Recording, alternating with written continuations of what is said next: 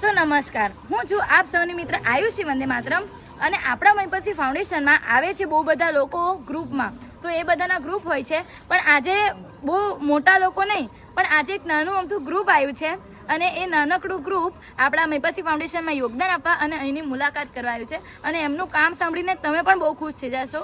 તો ચાલો આપણે જોઈએ આ નાનું અમથું ગ્રુપ.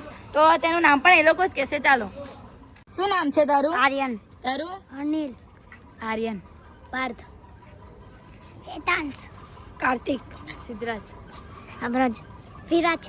તો તમારા ગ્રુપનું નામ શું છે? જયશ્રી બાળગુ. તો તમે શું શું કરો છો? હમણાં ચાલી કહીએ ને બધું. મારું નામ છે અર્જુન વંદે માતરમ.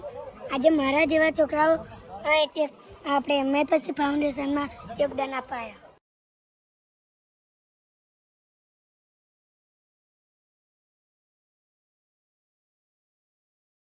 સો આ બધાને લાવનાર એમના વાલીઓ પણ અહીંયા જ છે અને એની સિવાય બીજા લોકો પણ છે.